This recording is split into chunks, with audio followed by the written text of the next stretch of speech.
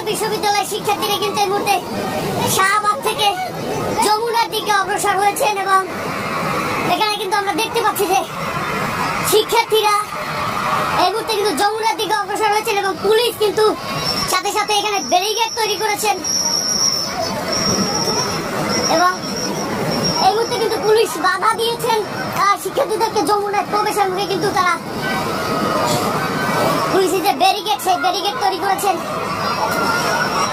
আমরা দেখতে পাচ্ছি প্রকৌশলী শিক্ষার্থীরা কিন্তু পুলিশের ব্যারিকেড কিন্তু তারা পুলিশের সাথে ধাক্কাধাক্কি হচ্ছে এই মুহূর্তে এবং একটি কিন্তু অপ্রস্তুত অবস্থায় কিন্তু এখানে তারা হুট করে কিন্তু ঘোষণা দিয়েছেন যে তারা যমুনায় ঘেরাও করবেন। আমরা দেখতে পাচ্ছি যে পুলিশের ব্যারিকেড সরিয়ে দিয়ে কিন্তু শিক্ষার্থীরা এই মুহূর্তে প্রাথমিক যে বাধা ছিল সেই বাধাটি কিন্তু অতিক্রম করে শিক্ষার্থীরা কিন্তু যমুনার দিকে ইন্টারকন্টিনেন্টালের সামনে থেকে কিন্তু তারা প্রবেশ করেছেন, ভিতরে ঢুকে গিয়েছেন।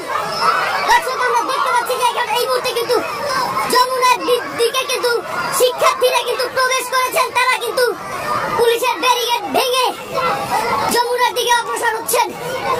পুলিশের হোটেল ইন্টারকন্টিনেন্টালের সামনে পুলিশ যে ব্যারিকেড দিয়েছিল সেই পুলিশের ব্যারিকেড কিন্তু তারা সরিয়ে দিয়ে কিন্তু তারা যমুনার দিকে অগ্রসর হচ্ছেন।